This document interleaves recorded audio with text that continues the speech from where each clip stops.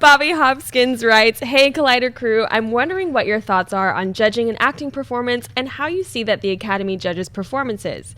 Is it more of what the actor goes through to do his or her performance, such as Leo in The Revenant or Daniel Day-Lewis, or should only it be based on on-screen performances, or a mixture of both? Also, couldn't an argument be made that an editor can make or break an actor's performance by choosing or not choosing the best performances for some scenes? Thanks and keep up your great work." Christian? Well, I don't think the editor is really the one that chooses all the great scenes, because the director certainly has a big play in that as well. But I think that the editor certainly helps. The director certainly helps as far as how they make the actor look.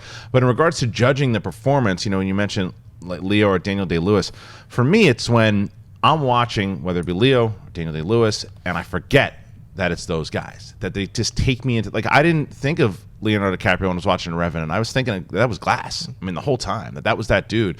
And it's just because it's the emotions, it's the acting in the eyes. That's the thing I've always judged, is like the acting in the eyes. Like if I believe that person is there, it's real, and I'm just engaged throughout the whole time. He's taking me through his journey and his process where I'm not even aware of it, that it's that actor. That is how I judge it. Like that I'm not one time going, oh, look, that's Tom Welling with a lame punch.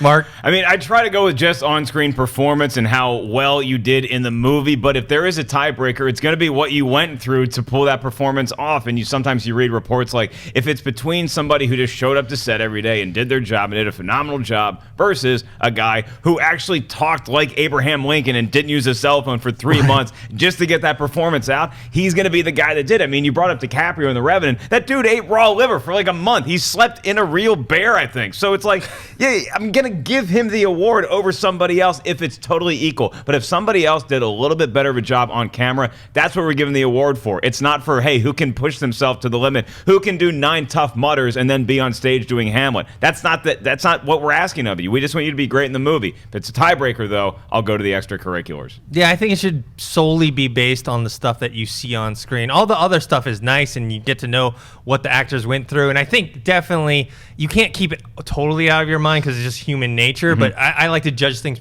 just same with not just acting, but directing, everything. The only thing that matters to me, like take out like the movie I just saw, Jane Got a Gun.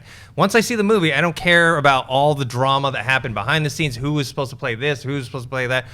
Maybe after I see the movie, maybe I can think about maybe how those things affected it, but you only want to judge it. And the thing about judging acting is it's tough because it's not like sports. There's no point system. You're not tallying points. Oh man, he cried in that scene. He's got 5 points for that, or 3 points for this. And it's all subjective. So it's you may think someone's fantastic, and I might be like, nah, I think he's like too over the top, or maybe he's not conveying what I think he should be doing, he or she should be doing.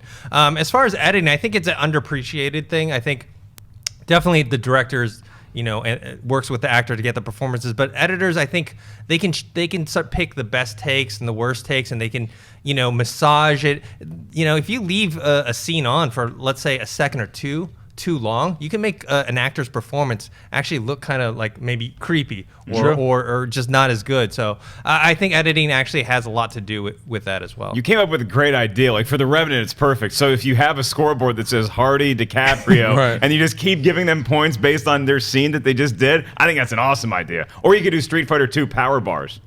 Or do that for Street Fighter, the movie, with Jean-Claude Van Damme.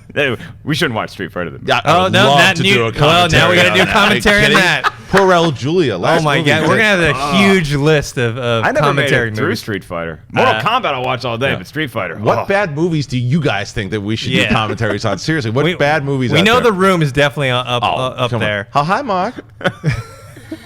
That and this guy hasn't seen it yet. Dude, I've started watching it because the fans have been asking me to it, and I was quoting it when I was in Sundance. I was walking around. It's like, I did not hit her. I did not.